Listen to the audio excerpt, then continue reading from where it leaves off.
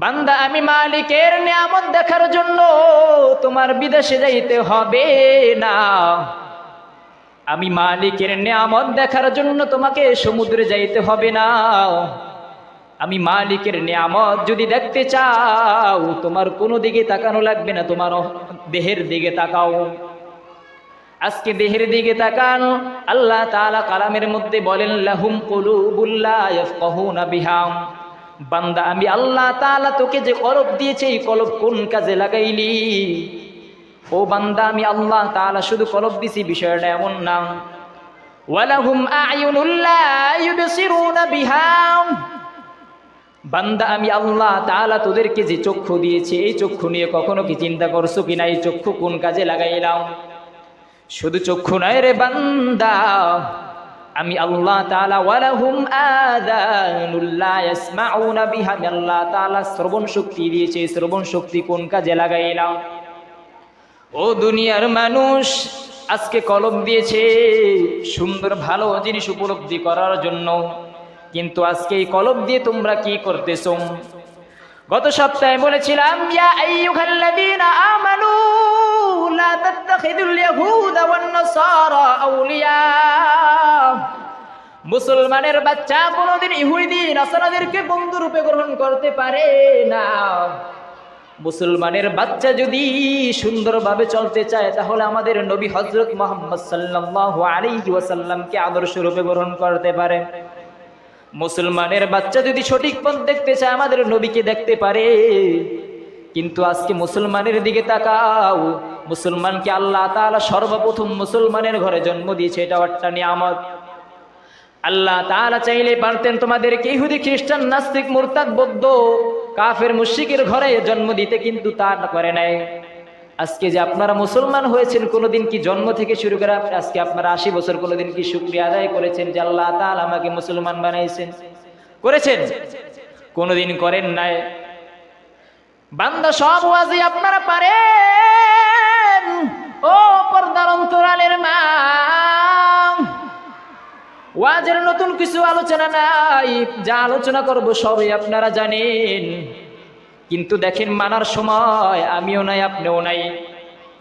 আল্লাহ তাআলা কত সুন্দর নিয়ামত দিয়েছেন এটি যদি ভাবেন। আল্লাহ তাআলা জান্নাতে যাওয়ার জন্য মুসলমানকে উসিলা খুঁজবেন। এই উসিলার মধ্যে এটাও হতে পারে যে আল্লাহ আমি তোমার মালিক, আমি আল্লাহ তুমি আমার মালিক, তোমার গোটা পৃথিবীর নিয়ামত নিয়ে আমি আল্লাহ চিন্তা করেছিলাম। আল্লাহ আমি বান্দা তোমার নিয়ামত নিয়ে চিন্তা করেছিলাম। নিয়ামত নিয়ে যখন চিন্তা করবা বান্দা দেখবা মালিক রে পেয়ে যাবা। আর যদি মালিক রে পেয়ে যাও গোটা পৃথিবী তোমার ধন্য এবং আখিরাতেও ধন্য। আজকে তাকায় দেখো তোমার সন্তান কোন কাজে লাফাইতেছে, তোমার সন্তান কোন দিকে যাইতেছে কোনো তোমার চিন্তা নাই। তোমার চিন্তা একটা শুধু বিবাহ করলাম, স্ত্রী কি করেছে সেই চিন্তা তুমি করো না। সন্তান কি করতেছে সেই চিন্তা করো না। আজকে যেদিকেই তাকাবা প্রত্যেকটা স্থানে তোমার গুনাহ। মাগরিবের সময় বলেছিলাম ওয়াল আসরি ইন্নাল ইনসানা লাফি খুসর। গোটা কোরআনের মধ্যে যত সূরা রয়েছে এই সূরার একটা সূরাও যদি আল্লাহ তাআলা নাজিল না করতেন কোনো সমস্যা হতো না। গোটা পৃথিবীর মানুষের জন্য শুধু ওয়াল আসর সূরাটাই হেদায়েতের জন্য যথেষ্ট হয়ে যেত। আল্লাহ তাআলা ওয়াল আসরের মধ্যে ওয়াও কসমিয়া এসেছে, এখানে আল্লাহ তাআলা সময়ের কসম খেয়েছেন। মুফাসসিরে কিরাম বলেন এই আয়াত নিয়ে যদি মুসলমান আমল করত গোটা পৃথিবীর জন্য এটাই হেদায়েতের জন্য যথেষ্ট হয়ে যেত। আজকে তাকায় দেখো তোমার আমার মধ্যে কোনো পরিবর্তন নাই, তোমার স্ত্রীর মধ্যে কোনো পরিবর্তন নাই, কিন্তু যখন আজানের সময় হয়ে যায় তোমার সন্তানকে মসজিদে পাঠাও, কিন্তু তোমার মতো বাবা কোনোদিন নামাজের ধারে নাই, তোমার মতো মাও কোনোদিন নামাজের ধারে নাই। ও গোলাম, ও নবীর উম্মতের দল, মা যেমন হবে বাবা যেমন হবে মনে রাখবা সন্তানও কিন্তু এমন হবে। আজকে মা নামাজ পড়ে না, বাবা নামাজ পড়ে না, সন্তানকে নামাজের জন্য পাঠায়। মা নামাজ পড়া আগে উচিত ছিল, বাবা নামাজ পড়া আগে উচিত ছিল, কিন্তু মাও নামাজ পড়ে না বাবাও নামাজ পড়ে না। সন্তানকে নামাজের জন্য যখন বলে সন্তানও কিন্তু বলে আমি নামাজ পড়বো না। যদি তোমার মতো বাপ এবং তোমার মতো মা যদি ঠিক হইতা, তোমার মতো মা বাবা যদি শরিয়াত মোতাবেক সুন্দরভাবে চলাফেরা করতা, তোমার সন্তানও ঠিক হয়ে যেত।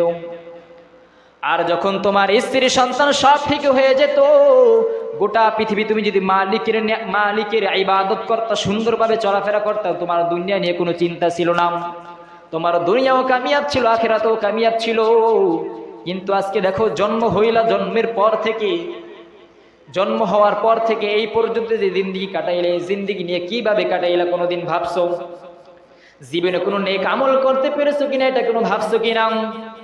ও পর্দার অন্তরালের মা, আমি তো সব সময় বলি, পুরুষেরা তো জুমার দিন আলোচনা শুনতে পারে, কিন্তু আমার পর্দা অন্তরালের মারা কোনোদিন ওয়াজ শোনার সৌভাগ্য তাদের হয় না।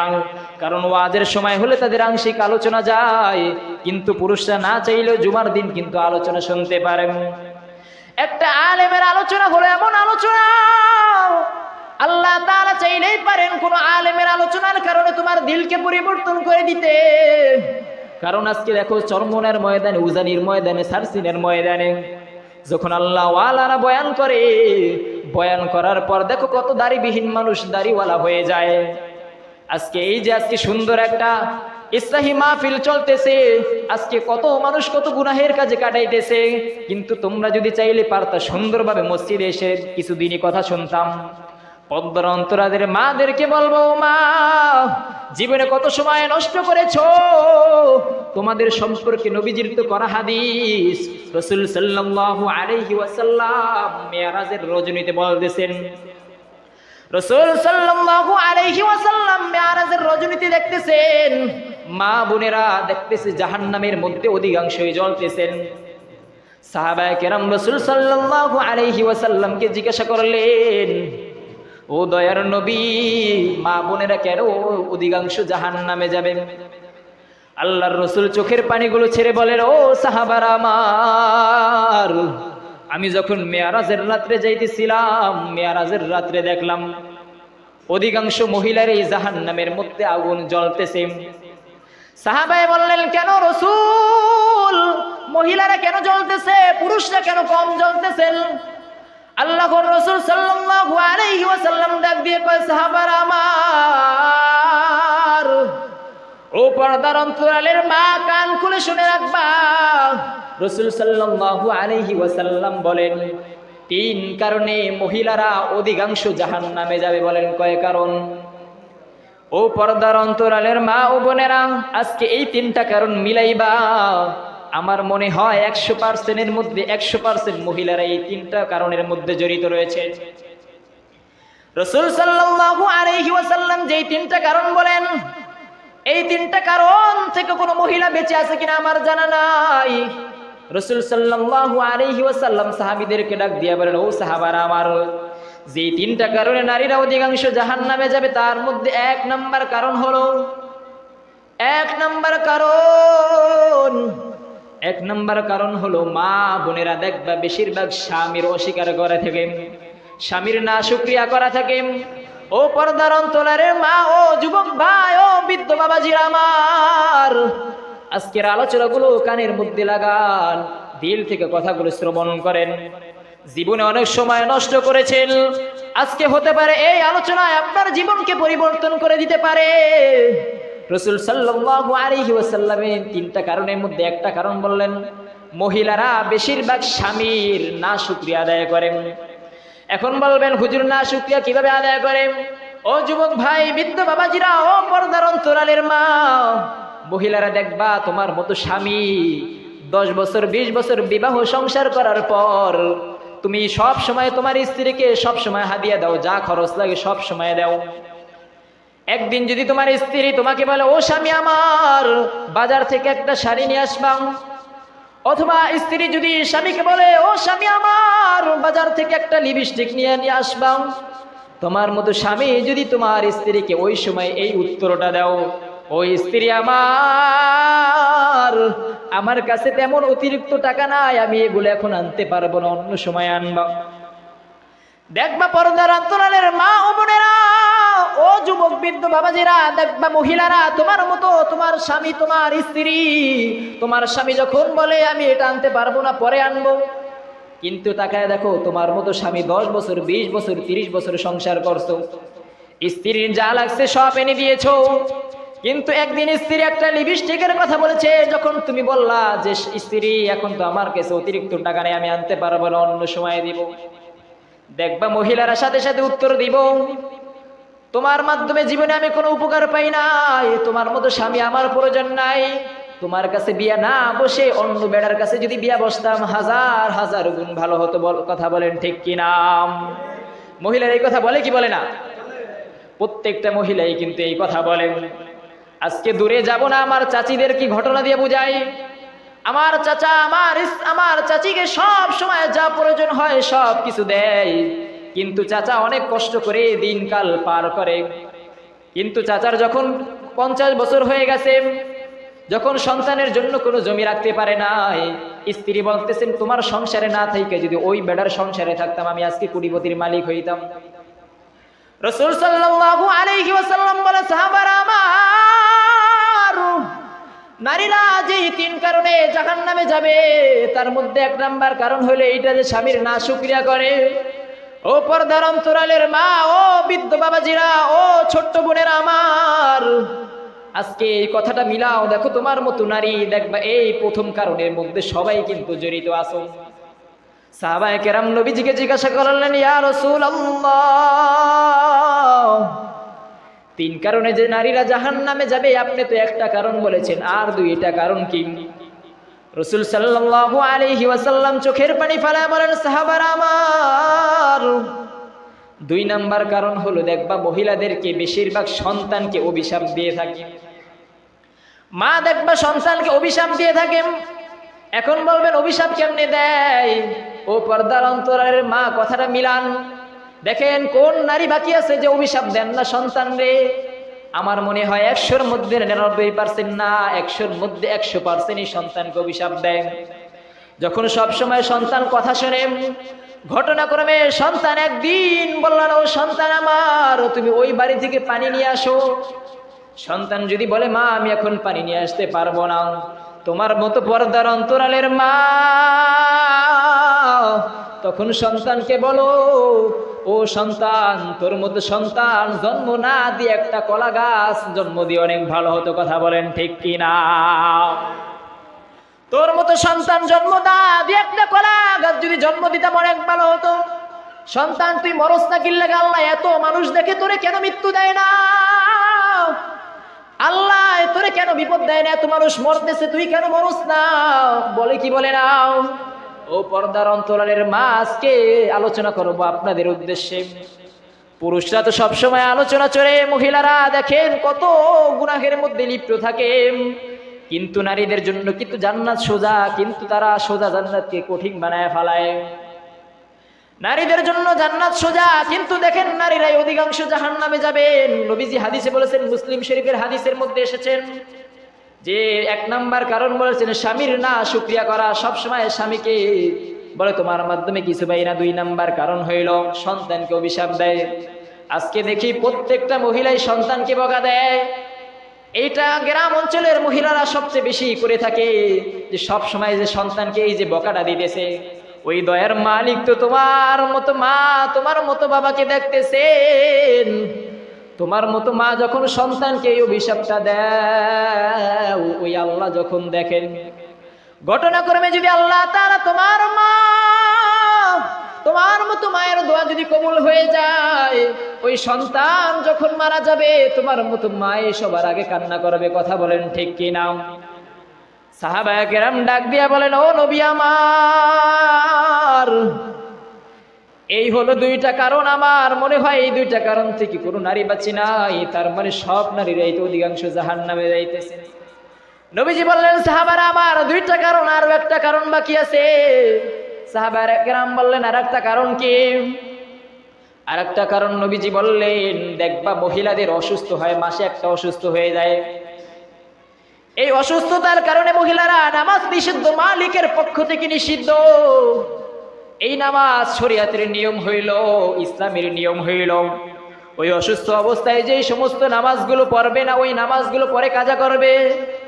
আজকে পর্দার অন্তরালের মা ও বোনেরা আমার, তোমাদের যখন অসুস্থ হও এই নামাজগুলো তোমরা কাজা করো কি করো না? দেখো 100-র মধ্যে 99% মহিলাই এই নামাজ কিন্তু কাজা করে না। রাসূল সাল্লাল্লাহু আলাইহি ওয়াসাল্লাম বলেন, সাহাবারা আমার, এই হলো 3টা কারণ যে পুরুষের তুলনায় মহিলারা কম আমল করে থাকে, অল্প আমল করে থাকে। বললেন কিভাবে অল্প আমল করে থাকে?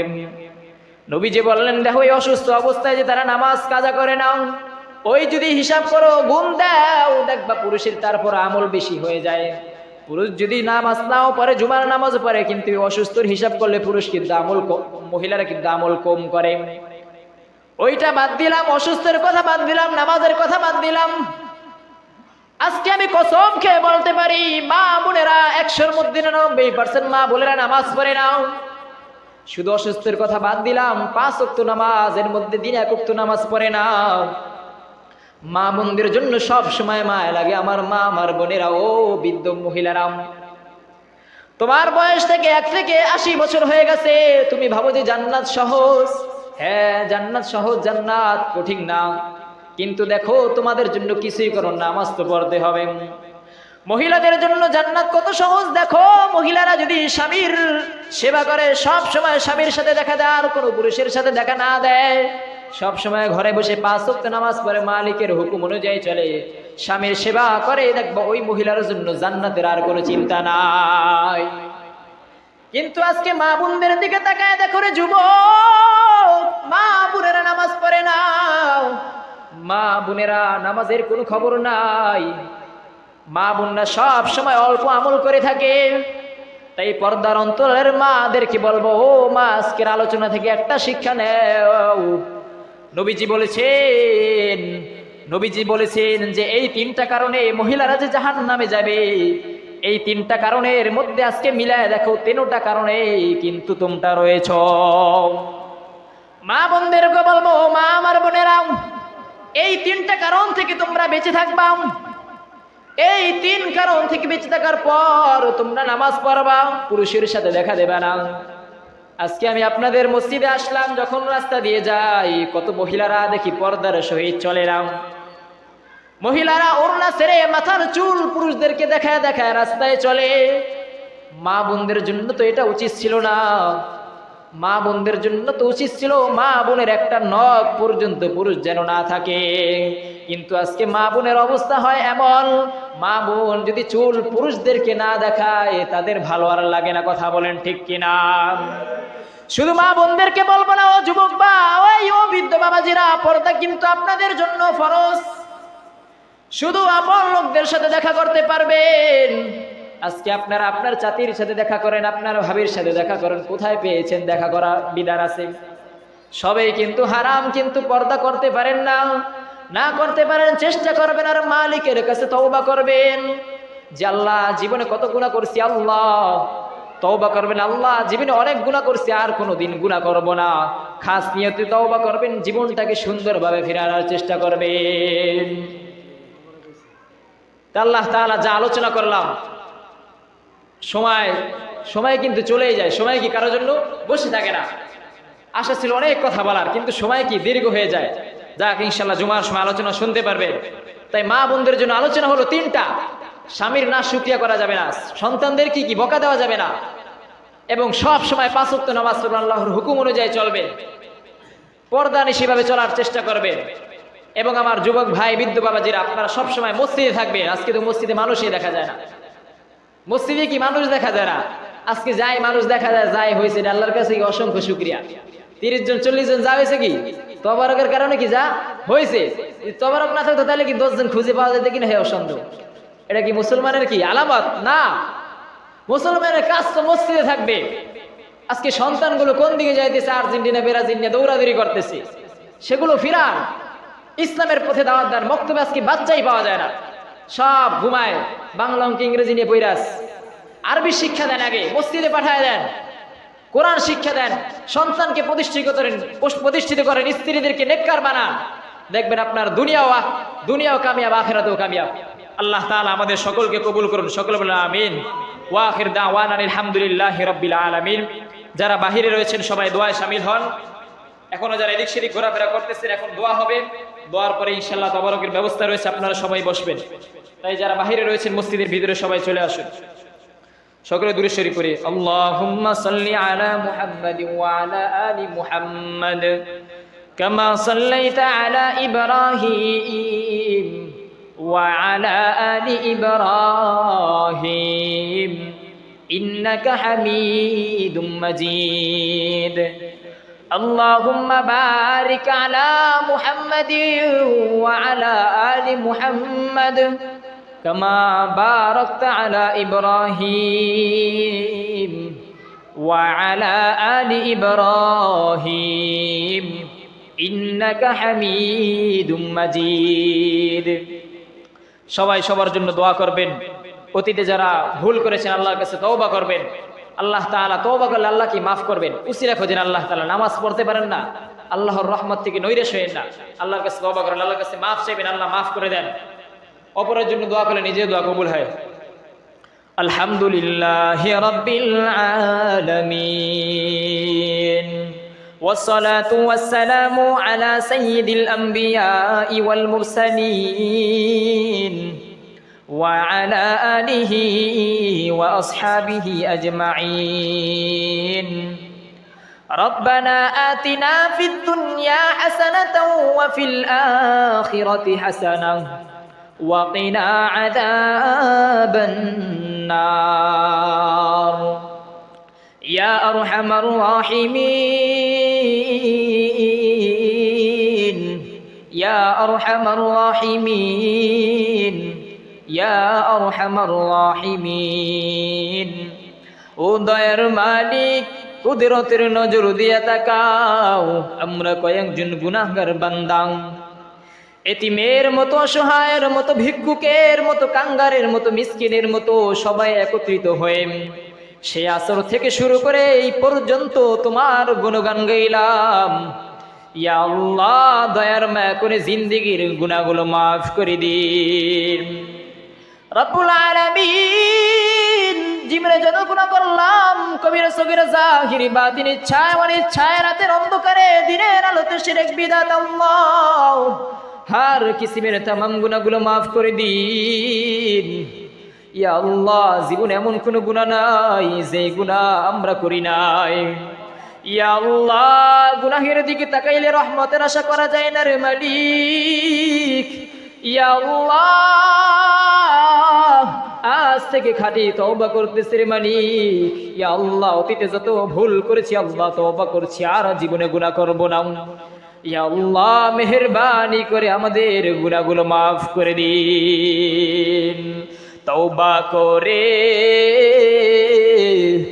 আবার তওবা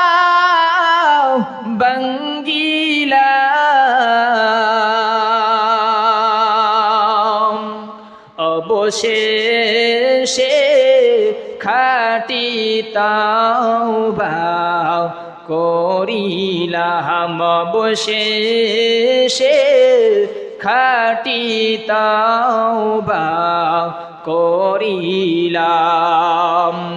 রব্বুল আলামিন, ইয়া আল্লাহ, বাবা আদম নবী থেকে আজ পর্যন্ত যত মুমিন, মুমিনাত, মুসলিমিন, মুসলিমাত, তাবিঈন, বুজুর্গানে দিন, উলামায়ে মাশায়েখিন, ইয়া আল্লাহ, যারা এই দুনিয়ার মায়াতে অন্ধকার খবর সেই তো আল্লাহ মেহেরবানি করে আপনি তাদেরকেও মাফ করে দেন।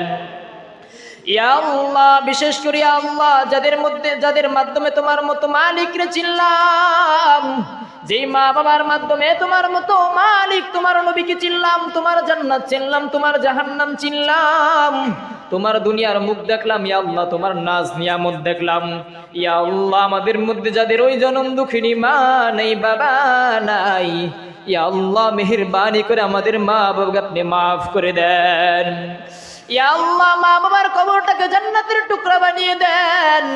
ইয়া আল্লাহ, সন্তান বড় হয়ে মা বাবাকে ভুলে যায়, ইয়া আল্লাহ ওই মা বাবা যাদের নাই আজকে মাকে মা বলে ডাকতে পারে না, বাবাকে বাবা বলে ডাকতে পারে না, ইয়া আল্লাহ মা বাবার কবরটাকে আপনি জান্নাতের উঁচু মাকাম আপনি দান করে দেন।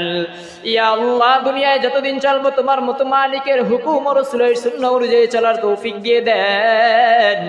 ইয়া আল্লাহ হারাম থেকে হেফাজত ফরমান, হালাল ভক্ষণ খাওয়ার তৌফিক দিয়ে দেন, হালাল রুজি কামাই করার তৌফিক দেন। ইয়া আল্লাহ উত্তম রিজিকের ব্যবস্থা করে দেন। ইয়া আল্লাহ পর্দার অন্তরালের মা বোনদেরকে আপনি কবুল করে নেন। ইয়া আল্লাহ মা বোনদেরকে পদ্মানিশীভাবে চলার তৌফিক দিয়ে দেন। ইয়া আল্লাহ স্বামীর সেবা করতে পারে সেই তৌফিক দিয়ে দেন। ইয়া আল্লাহ প্রত্যেকটা মা বোনদেরকে আল্লাহ হযরতে আসিয়া রাদিয়াল্লাহু তাআলা আনহার মতো কবুল করে নেন। ইয়া আল্লাহ মা আয়েশা মা ফাতেমার মতো কবুল করে নেন। ইয়া আল্লাহ যুবক ভাইদেরকে হযরত আলীর মতো কবুল করে নেন। ইয়া আল্লাহ বৃদ্ধ বাবাজিদেরকে কবুল করে নেন। ইয়া আল্লাহ ইয়া আল্লাহ অত্র মসজিদকে কবুল করে নেন। ইয়া আল্লাহ প্রত্যেকটা মুসলমানকে 5 ওয়াক্ত নামাজিওয়ালা বান্দা বানিয়ে দেন। ইয়া আল্লাহ সবাই যেন 5 ওয়াক্ত নামাজ পড়ে সেই তৌফিক দেন। ইয়া আল্লাহ গুনাহ মুক্ত জীবন যাপন করার তৌফিক দেন। ইয়া আল্লাহ মসজিদের সামনে পিছনে ডানে বামে যত কবর রয়েছে আল্লাহ প্রত্যেকটা কবরে আযাবকে বন্ধ করে দিয়ে কবরটাকে জান্নাতের টুকরা করে দেন। ইয়া আল্লাহ যারা আমার সাথে হাত তুলেছে আল্লাহ সকলের নেক মাকসাদকে কবুল করে নেন। ইয়া আল্লাহ যারা তবারকের ব্যবস্থা করেছে আল্লাহ আপনি তাদেরকেও কবুল করে নেন।